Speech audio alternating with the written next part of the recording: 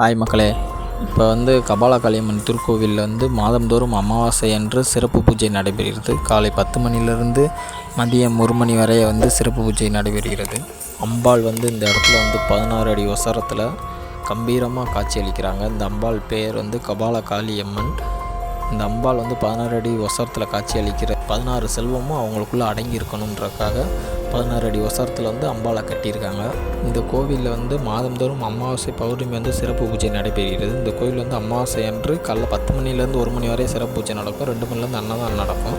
பௌர்ணமி அன்று அஷ்டலட்சுமியாக மாலை 5 மணி அளவில் நடைபெறும். மாதந்தோறும் தானத்தில் சிறந்தது அன்னதானம். மனிதனிடம் கட்டாயம் இருக்க வேண்டிய தானம் நிதானம். பதறாத காரியம் சிதறாது என்பார்கள். அதேபோல் நிதானத்தோடு இருந்தால் மட்டுமே நிம்மதி கிடைக்கும். தானத்தில் நிதானம் முக்கியம்தான். ஆனால் அதைவிட முக்கியமானது பிறரின் பசியை போக்கும் அன்னதானம். மனிதன் போதும் என்று சொல்லக்கூடிய ஒரே தானம் அன்னதானம்தான். அன்னதானத்தின் சிறப்பு: ஒருவரிடத்தில் பொன், பொருள், ஆடை, ஆபரணங்கள், பணம் கொடுத்தால் இன்னும் கொஞ்சம் தரலாமே என மனம் எதிர்பார்க்குமே தவிர போதும் என்று சொல்வதில்லை. ஆனால் சாப்பிடும்போது வயிறு நிறைந்தவுடன் போதும் என்று கட்டாயம் சொல்லித்தான் ஆக வேண்டும். ஒருவருக்கு வயிறார உணவை அளித்தால் மனம் நிம்மதி பெறும். இதை பெரும்பாலானோர் அனுபவத்தில் உணர்ந்திருப்பார்கள். போதும் என்ற சொல்லே அன்னதானம் செய்பவர்களுக்கு போதுமான செல்வத்தை கொடுக்குமாம். எனவேதான் எல்லா தானங்களிலும் அன்னதானமே சிறந்தது என்று சொல்லி வைத்திருக்கிறார்கள். அன்னதானம் செய்யும் போது பிறர் போதும் என்று சொல்லும் அளவிற்கு செய்ய வேண்டும். எப்படி அன்னதானம் செய்ய வேண்டும்? அன்னதானம் செய்பவர்கள் தாங்கள் சாப்பிடாமல் இருந்து மற்றவர்களுக்கு தங்களது குடும்பத்தினருடன் பரிமாற வேண்டும். தங்கள் கரங்களால் பரிமாறுவதே சிறப்பு.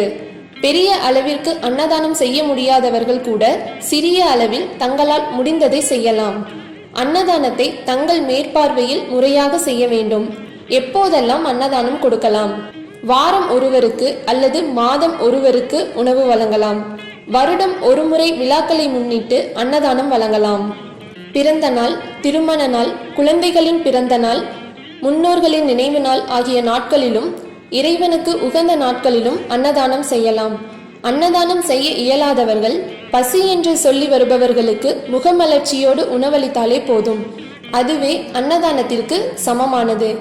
இதனால் இறைவன் உங்கள் இல்லத்திலும் உள்ளத்திலும் அமர்ந்து எந்நாளும் உதவி செய்வான் என்பது உண்மை. பாத யாத்திரை வருபவர்களுக்கும், ஸ்தல யாத்திரை வருபவர்களுக்கும், கிரிவலம் வருபவர்களுக்கும், நடந்து வருபவர்களுக்கும் கலப்பை போக்க பல இடங்களில் பலரும் உணவளிக்கின்றனர். அதன் மூலம் அவர்களது ஆத்மாக்கள் திருப்தியுடன் நம்மை வாழ்த்துகிறது. அன்னதானத்தால் கிடைக்கும் பலன்கள்: அன்புடனும் கருணையுடனும் செய்யும் அன்னதானங்கள் நம்முடைய அடுத்த பிறவி வரை பலன் கொடுக்கும். அன்னதானம் செய்பவர்களின் வாழ்க்கையில் பசிப்பினி வராது. இறைவனின் பரிபூரண அருளும் கிடைக்கப்பெறும். ஓகே வியூவர்ஸ், இன்னைக்கு தானத்தில் சிறந்தது அன்னதானம் அப்படிங்கிறத பற்றி நம்ம தெரிஞ்சுக்கிட்டோம். இந்த வீடியோ உங்களுக்கு பிடிச்சிருந்தா லைக் பண்ணுங்க, கமெண்ட் பண்ணுங்க, உங்கள் ஃப்ரெண்ட்ஸுக்கும் ஷேர் பண்ணுங்க. இது போல இன்னும் பல ஆன்மீக தகவல்களை நீங்கள் தெரிஞ்சுக்கணுமா?